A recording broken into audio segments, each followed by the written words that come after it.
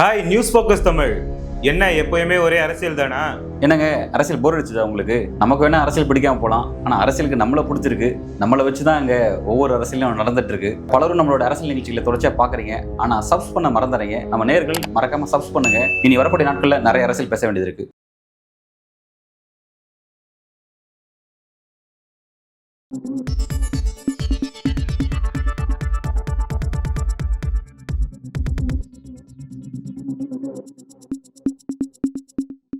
வணக்கம் சார். வணக்கம் அன்பு. பயங்கரவாதத்துக்கு எதிரான நடவடிக்கைக்காகவும் காஷ்மீர் விவகாரத்திற்காகவும் அனைத்து கட்சி எம்பிகள் கொண்ட ஒரு தூதுக்குழுவை பிரதமர் மோடி வெளிநாட்டுக்கு அனுப்பியிருக்கிறாரு. இந்த நடவடிக்கை எப்படி பார்க்குறீங்க? இல்லைங்க, இந்த தூதுக்குழுங்களை அனுப்புறதை பற்றி நீங்கள் பேசுகிறீங்க. நீங்கள் அதனளவில் அது ஒன்றும் தவறான நடவடிக்கை கிடையாது. வெளிநாடுகளுக்கு கிட்டத்தட்ட 33 நாடுகளுக்கு போகிறாங்க. 7 குழுக்கள், ஒவ்வொரு குழுக்களும் கிட்டத்தட்ட 4லேருந்து 5 நாடுகளுக்கு போகிறாங்க. சசி தரூர் தலைமையில் ஒரு குழு, கனிமொழி தலைமையில் ஒரு குழு, ரவிசங்கர் பிரசாத் தலைமையில் ஒரு குழு, சுப்ரியா சுலே தலைமையில் ஒரு குழு, ஜெய் பாண்டா தலைமையில் ஒரு குழு, ஸ்ரீகாந்த் ஏக்நாத் ஷிண்டே தலைமையில் ஒரு குழு, அப்புறம் இன்னொரு பிஜேபி தலைவருக்கு தலைமையில் ஒரு குழு போகுது. இது கடந்த காலங்கள்லேயும் இந்தியா செய்திருக்கிறது. இன்ஃபேக்ட் மோடி கவர்மெண்ட் வந்தோடனே பண்ண ஒரு பெரிய அட்டூழியம் என்னென்னா, 2014 வரைக்கும் ஆண்டுதோறும் அக்டோபர் நவம்பரில் அனைத்து கட்சி எம்பிக்கள் ஆண்டுதோறும் ஐக்கிய நாடுகள் சபைக்கு போவாங்க. நியூயார்க்குக்கு போய் சர்வதேச எம்பிக்களோடலாம் கலந்துரையாடுவாங்க. அந்த மாதிரி அந்த ப்ராக்டிஸையை மோடி 2014 வந்தோடனே நிறுத்தினார். இந்த தாக்குதலில் இந்தியாவோட நியாயத்தை பெரும்பாலான நாடுகள் பஹல்காம் தாக்குதலுக்கு இந்தியாவை ஆதரித்தாங்க. ஆனால் ஆப்ரேஷன் சிந்தூருக்கு இந்தியாவை எந்த நாடுமே ஆதரிக்கல. அங்கே தான் வருது பிரச்சனையை. பஹல்காம் தீவிரவாத தாக்குதலில் 26 இந்தியர்கள் சுட்டுக் கொல்லப்பட்ட போது பல நாடுகள் கண்டனம் தெரிவித்தாங்க. பாகிஸ்தானை யாரும் நேரடியாக நேம் பண்ணலை. இந்தியா மட்டும்தான் பாகிஸ்தான் தீவிரவாதிகள்னு சொல்லிச்சு. அதன் பிறகு நம்ம ஆப்ரேஷன் சிந்தூரை லான்ச் பண்ண பிறகு உலகின் எந்த ஒரு நாடும் இந்தியாவை, இஸ்ரேலை தவிர நேரடியாக இந்தியாவை ஆதரிக்கவே இல்லை. இஸ்ரேலோட ஆதரவு இன்ஃபேக்ட் உங்களுக்கு நெகட்டிவாக தான் போகும். அது வாய மூடினாது இருக்கலாம். சும்மா இருந்த சங்க எவனோ ஊதி கெடுத்தானான்ற கதை தான். ஆகவே ஆதரவை பெறுவதற்காக, வெளிநாடுகளின் ஆதரவை பெறுவதற்காக 33 நாடுகளுக்கு இந்த குழுக்களை இவங்க அனுப்புகிறாங்க. இது எந்த அளவுக்கு பலன் கொடுக்குன்றது நமக்கு போக போக தான் தெரியும். இது ஒன்றும் தவறான நடவடிக்கை கிடையாது. இது ஓகே, ஃபைன். பட் இந்தியா தன்னுடைய டிப்ளமாசியில் இன்றைக்கி தோற்று கிடக்குது. அதை இந்தியாவால் அந்த தோல்வியை இன்றைக்கி அதுலேருந்து மீள முடியுமா, மீட்டெடுக்க முடியுமான்றது தான் இன்றைக்கி இருக்கக்கூடிய முக்கியமான ஒரு கேள்வி. காங்கிரஸ் சொல்லக்கூடிய கருத்து, மோடி மிகப்பெரிய அவப்பெயரை சந்தித்திருக்கிறார், சர்வதேச அளவில் பின்னடைவை சந்தித்திருக்கிறார், தன்னுடைய தோல்வி முகத்தை மறைத்துக் கொள்வதற்காக இந்த முயற்சி அவர் எடுக்கிறார்னு காங்கிரஸ் சொல்லக்கூடிய கருத்தை நம்ம முழுவதும் ஒதுக்கி தள்ள முடியாது. அது ஓரளவுக்கு உண்மைதான். பட்டு மோடி வழக்கம் போல் இதில் தேசிய அளவில் மக்களின் நம்பிக்கையை பெற்றுவிட்டார். அதாவது அவர் சர்வதேச அளவில் தனக்கு உரிய ஆதரவை பெற முடியாவிட்டாலும் நாட்டுக்குள்ளே அவருக்கு இருக்கக்கூடிய ஆதரவு கிட்டத்தட்ட அப்படியே தான் இருக்குது. கொஞ்சம் கூடியிருக்குன்னு கூட சொல்லலாம். ஆப்ரேஷன் சிந்தூருக்கு பிறகு சர்வதேச அளவில் குறைந்திருக்கக்கூடிய மதிப்பை மேலும் உயர்த்துவதற்காகத்தான் அவர் இந்த இடத்த கை வைக்கிறார். இந்த மாதிரி குழுக்கள் எல்லாம் அவர் அங்கே அனுப்புகிறார். இது என்ன பலனை கொடுக்கும் ஏன்னா இந்த பிரச்சனை ஓயலை. இந்த போர் நிறுத்தம் என்பது எத்தனை நாள் நீடிக்குன்ற பெரிய சந்தேகமும் இருக்குது. ஏன்னா நேற்றைக்கு பாகிஸ்தானுக்குள்ளே நடைபெற்ற அந்த இடம் மறந்து போச்சு. அங்கே நடைபெற்ற ஒரு தீவிரவாத தாக்குதலில் ஒரு பள்ளி பேருந்தின் மீது 4 பள்ளி குழந்தைகள், ஒரு டிரைவர், அப்புறம் இன்னொரு பணியாளர் உட்பட 6 பேர் கொல்லப்பட்டிருக்கிறார்கள். வெடிகுண்டு தாக்குதல், தற்கொலைப்படை தாக்குதல். பாகிஸ்தான் இராணுவமும் ஐஎஸ்ஐயும் இந்தியா தான் இதை செய்தது என்று குற்றம் சாட்டுகின்றன. பாகிஸ்தான் மீடியா பூரா அதை தான் போடுறாங்க. இந்தியாவோட ஹேண்டு இதில் இருக்குன்னு ஒரு பாதி பாகிஸ்தானி ஊடகங்கள் இந்தியாவை குறை சொல்ல ஆரம்பித்திருக்கின்றன. இந்த டெவலப்மெண்ட்டு நேற்றைக்கு முன்தினம் நேற்று நடந்தது. ஆகவே இது எந்த அளவுக்கு இந்த போர் நிறுத்தம் நமக்கு செல்லுபடி ஆகும்லாம் நமக்கு தெரியல. இந்த பேக்ரவுண்டில் தான் இந்த முயற்சியை, வெளிநாடுகளுக்கு இந்திய தூதுக்குழுக்களை அனுப்பக்கூடிய முயற்சியை மோடி மேற்கொண்டிருக்கிறார். இதுலேயும் அவர் கேவலமான அரசியல் பண்ணாருன்றதான் உண்மை. சசி தரூர் காங்கிரஸில் ஓரம் கட்டப்பட்டிருக்கிறார். அவரை கூப்பிட்டு தலைவராக்கிறார். நீங்கள் ஒரு கட்சி பிரதிநிதியை கூப்பிடும்போது அந்த கட்சியை தான் கேட்கணும் மொழி, அந்த கட்சி பிரதிநிதியை கேட்கக்கூடாது. நான் சொல்கிற ஆளை தான் அனுப்புன்னு உங்கள் கட்சியிலேருந்து நீங்கள் சொல்ல முடியாது. ஆனால் இவங்க அதை தான் பண்ணுறாங்க. அதுலேயும் ஒரு மோசமான அரசியலை பண்ணுறாங்க. காங்கிரஸ்லேருந்து அவங்க 4 பேரை கொடுத்தா ஒருத்தர் மட்டும்தான் எடுக்கிறாங்க. மற்ற 3 பேர் அவங்க அப்பாயின்ட் பண்ணுறாங்க. அந்த 3 பேருமே காங்கிரஸில் ராகுல் காந்திக்கு எதிரும் புதிரமாக இருக்கக்கூடியவங்க. சசி தரூர் காங்கிரஸோட மோதிக்கிட்டு இருக்காரு. அவரை கூப்பிட்டு நீ டீல் பண்ண சொல்கிறேன். இது எவ்வளவு சீப் பாலிட்டிக்ஸ்ன்றதை புரிஞ்சுக்கலாம். சர்வதேச அளவில் மோடிக்கு இருந்ததாக கட்டமைக்கப்பட்ட அந்த பிம்பம் நல்ல பெயர் என்பது இன்றைக்கு சிதைக்கப்பட்டிருக்கிறது.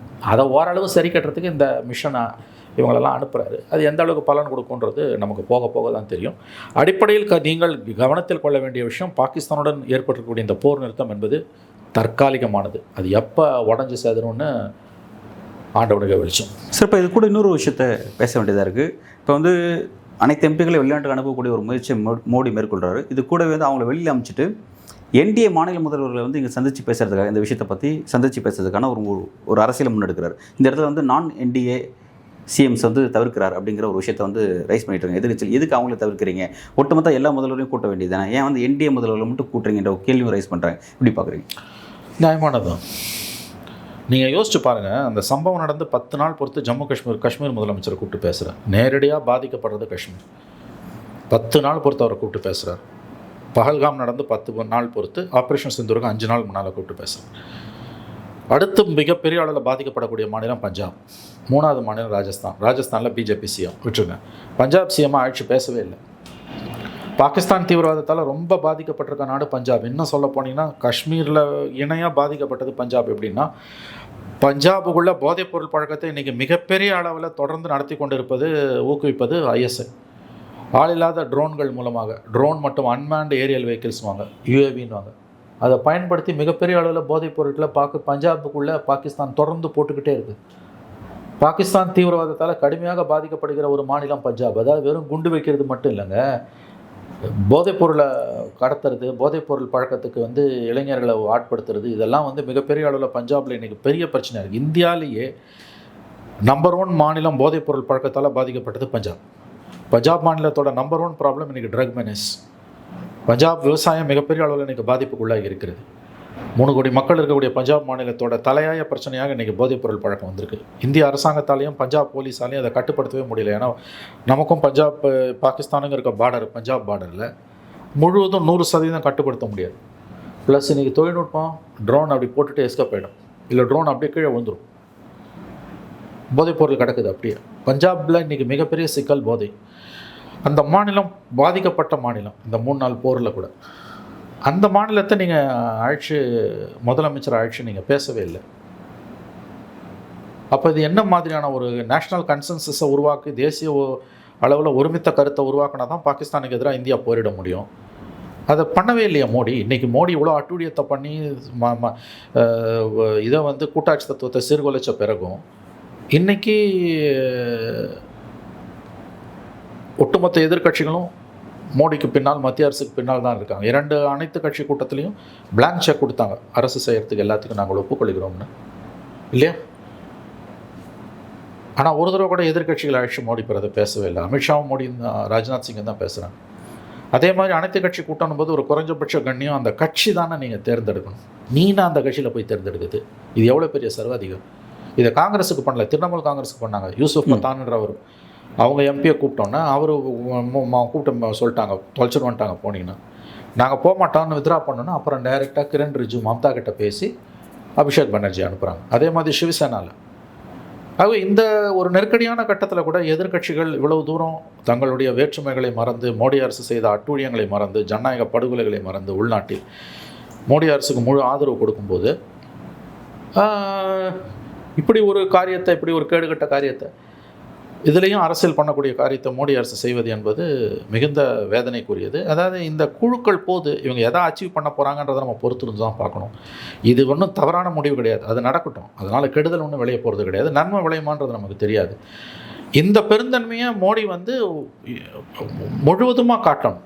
நான் சொல்கிறேன், எல்லா மாநில வருஷமாக 1952 14 வரைக்கும் ஒவ்வொரு ஆண்டும் வந்து அக்டோபர் நவம்பரில் 10-12 அனைத்து கட்சி எம்பிக்கள் குழு வெளிநாடுகளுக்கு போகும். அந்த பழக்கத்தையே நிறுத்தினார். ஏன் நிறுத்தினார்? தன்னை தவிர எவனுக்கும் சர்வதேச அளவில் புகழ் வந்து கிடைச்சிடக்கூடாது அப்படின்னு. 1993 வந்து மும்பை குண்டுவெடிப்புகளுக்கு பிறகு ஐக்கிய நாடுகள் மன்றத்தில் இந்தியாவோட நிலைப்பாட்டை எடுத்துரைப்பதற்கு அன்றைய எதிர்க்கட்சி தலைவர் அடல் பிகாரி வாஜ்பாயை தான் இந்திய குழுவுக்கு தலைமை தாங்க அனுப்பினார் மோடி, நரசிம்மராவ். அந்த பெருந்தன்மை அவங்களுக்கு இருந்தது. எதிர்க்கட்சி தலைவர் அடல் பிகாரி வாஜ்பாய் தான் இந்திய குழுவின் தலைவர். துணைத் தலைவர் தான் அன்றைய வெளியுறவுத்துறை அமைச்சர் சல்மான் குர்ஷித். நீ நியாயப்படி பார்த்தா இன்றைக்கி ராகுல் காந்தியா ஒரு குழுவுக்கு தலைமை தாங்க அனுப்பியிருக்கணும்ல. உங்களுக்கு அந்த பெருந்தன்மை இருக்கா? மாறா ராகுல் காந்தியை மீர் ஜாஃபர்னு பேசுகிறீங்க. மீர் ஜாஃபர்ன்றவன் யார்? பிரிட்டிஷ்காரனுக்கு இந்தியாவை காட்டி கொடுத்தவன். ஒரு எதிர்க்கட்சி தலைவரை தேச துரோகின்னு பேசக்கூடிய ஒரு கேடுகட்ட அரசு தான் இந்தியாவோட அரசு, மத்திய அரசு. ஒரு கேடுகட்ட காரியத்தை இந்த கவர்மெண்ட் பண்ணிக்கிட்டு இருக்குது. இத்தனைக்கும் எதிர்க்கட்சிகள் பரிபூர்ணமாக ஒத்துழைப்பு கொடுத்த பிறகு. ஆகவே இந்த சர்வ கட்சி குழு அதில் ஒரு டீப் பாலிடிக்ஸ் இருக்குங்க. இப்போ கனிமொழியை தேர்ந்தெடுக்கிறாங்க. கனிமொழியை வந்து மோடியை டைரெக்டாக சூஸ் பண்ணுறாரு. ஸ்டாலின் ஒன்றும் அப்பாயிண்ட் பண்ணல. டைரெக்டாக கனிமொழிக்கு கிரண் ரிஜிஜு ஃபோன் பண்ணி நீங்கள் வாங்க, அவங்கள நாங்கள் தேர்ந்தெடுத்துருக்கோம். சீனியர் சிட்டிஆர் பால் இருக்காங்க. கனிமொழி வந்து ஸ்டாலின் சொன்னால் ஸ்டாலின் ஒத்துக்கிட்டார். வேறு வழி இல்லை. ஏன்னா அவங்க ஃபேமிலி பாலிடிக்ஸ்குள்ளே தவிர கனிமொழியை தவிர வேறு யாரும் அவங்க அனுப்ப முடியாது. சரத்பவார் ஆல்ரெடி உள்ளே இழுக்க ட்ரை பண்ணிட்டு இருக்காங்க என்டிஏக்குள்ளே. அதனால் சுப்ரியா சுலே இழுத்து விட்டாங்க. சசி தரூர் துரோகியாகவே மாறிட்டார் காங்கிரஸுக்கு, அவரை இழுத்துக்கிட்டாங்க. இது எவ்வளோ பெரிய பாலிடிக்ஸ், கேடுகட்ட பாலிடிக்ஸ். இந்த நெருக்கடியான கட்டத்தில் இவ்வளோ சீப்பாக மோடியை தவிர யாராலையும் யோசிக்க முடியாது. எதிர்க்கட்சிகள் கண்ணியமாக பெருந்தன்மையாக தேசபக்தியோடு இருக்கிறதால தான் வண்டி ஓடுது. இல்லாட்டி பிரச்சனை வெடிச்சிருக்கும். உங்களுக்கு ஜெயராம் ரமேஷ் சொன்னது உண்மைதான். சர்வதேச அளவில் மோடி முகமூடி கிழிஞ்சு தொங்குது. அதை சரி பண்ணுறதுக்கு இன்றைக்கி அனைத்து கட்சி குழுவை நீ வெளிநாடுகளுக்கு அனுப்புகிற. ஆனால் ஒரே ஒரு முறை மீடியா கிட்ட பேசாத பிரதம மந்திரி, ஒரே ஒரு முறை கூட வந்து அனைத்து கட்சி கூட்டத்தில் பேசாத பிரதம மந்திரி, ஒரே ஒரு முறை கூட பார்லிமெண்ட்டை கூப்பிட்டு இதை பற்றி விவாதிக்காத பிரதம மந்திரி, என்ன மாதிரியான ஒரு பிரதம மந்திரி அவர்? இது என்ன கவர்மெண்ட் இது? பாகிஸ்தான் பிரதமர் அடுத்த நாளே அனைத்து கட்சி கூட்டத்தில் பேசுகிறாரு, மீடியா கிட்ட பேசுகிறாரு. நீங்கள் ஒன்றுமே பண்ணலையே. இந்த அனைத்து கட்சியினுடைய தூதுக்குழு என்ன விதமான ஆக்கப்பூர்வமான செயல்களை செய்கிறாங்க, அடுத்த கட்ட இதை எதை நோக்கி நகருதுங்கிறத பொறுத்து பார்க்கலாம் சார். நன்றி சார்.